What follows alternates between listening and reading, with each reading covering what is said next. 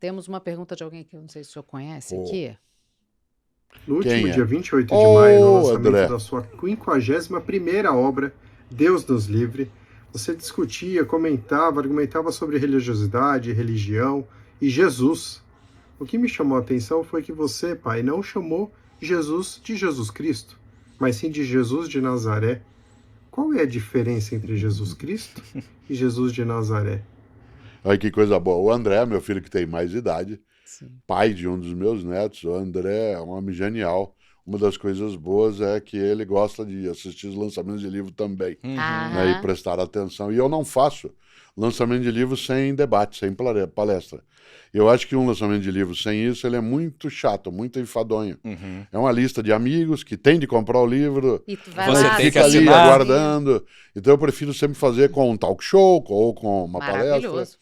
alguma coisa. E o André estava no lançamento de um livro chamado Deus nos Livre, né?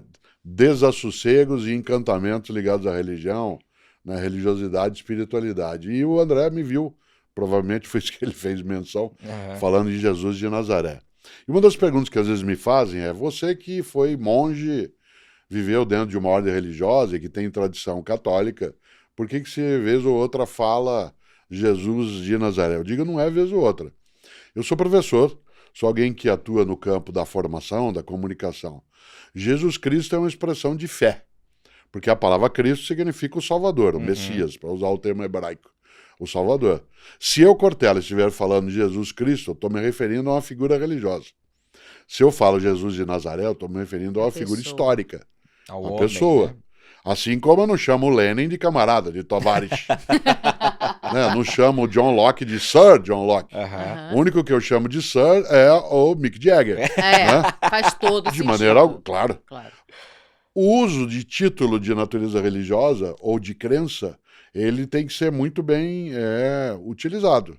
Afinal de contas, eu falar numa sala de aula, num programa, Jesus Cristo, eu estou manifestando uma postura religiosa de crença. Jesus de Nazaré é a referência à pessoa. Eu não sou teólogo, eu sou cientista da religião, por isso, nessa atividade, a gente tenta trabalhar todos os temas de modo mais objetivo, não neutro. Não há neutralidade, Claro. Não. né, mas de objetividade. E a objetividade, o ateísmo metodológico, que é um termo que a gente usa, nos leva a evitar algo que tenha conotação religiosa, né, direta. Afinal, você está lidando com um conjunto de pessoas que não necessariamente aderem, né, ao mesmo princípio. Sim. E eu sim, essa é a razão, respondendo aí ao André, né, Jesus Cristo é a percepção religiosa teológica do Salvador, e Jesus de Nazaré, né, é a figura histórica. Ambas são imagens controversas. Super. E isso é bom. E falando nisso, você acabou de mencionar que você é um cientista da religião. Isso não é uma contradição nos próprios termos, assim? Não, porque se imaginaria que ciência lida só com o experimental. De fato, né, durante séculos a ciência não era experimental. Ela ganhará essa natureza, né, experimental ou empírica a partir daquilo que a gente chama de modernidade. Portanto, a partir do século XV, XVI em diante. E aí os trabalhos feitos, por exemplo, por Francis Bacon, que criou, né, os passos do método científico, e outros trarão a ideia de que só é ciência aquilo que for provável. O que for improvável não é ciência.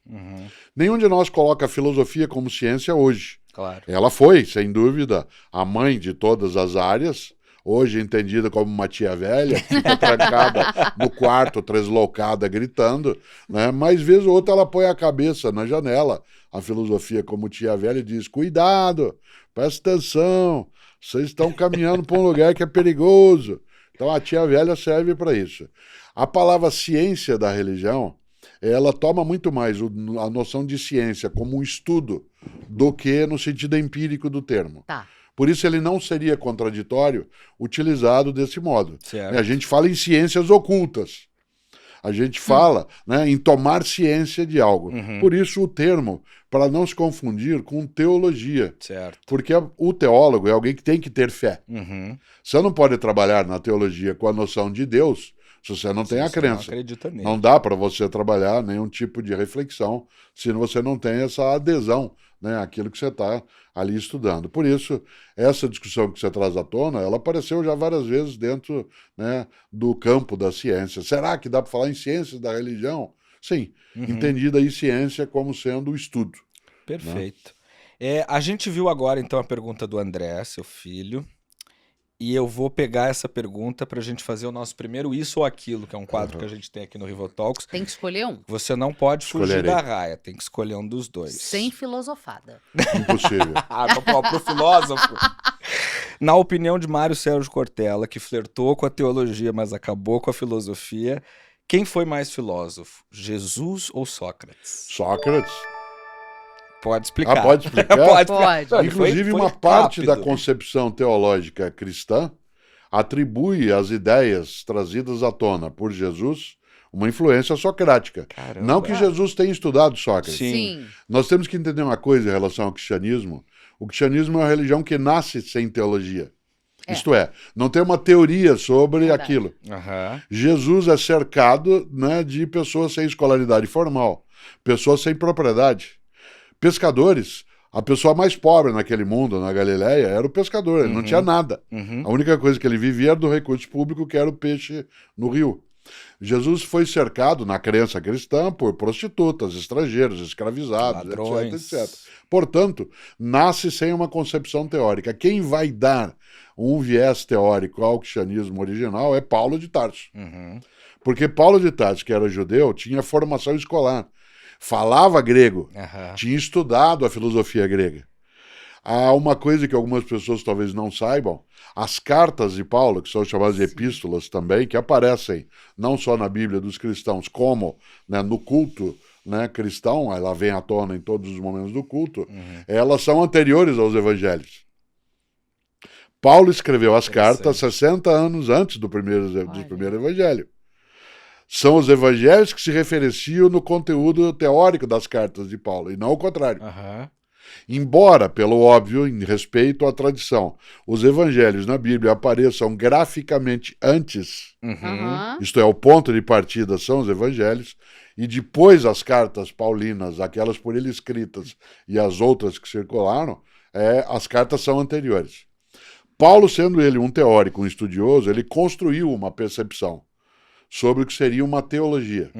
E aí eu volto. Existe influência socrática, no caso platônica, porque legal. Sócrates, em tese, só fala por meio de Platão. Existe influência socrática sobre o pensamento grego paulino, onde ele aprendeu, sendo judeu, nas escolas que frequentou. Daí que uma parcela daquilo que Jesus anuncia como crença de fala é basicamente, né, cristão no sentido dele de judaísmo prolongado. Mas uma parte é filosofia clássica, entre elas a socrática. Maravilhoso, sensacional. Muito legal. É muito bom, né? A gente não para de aprender, socorro.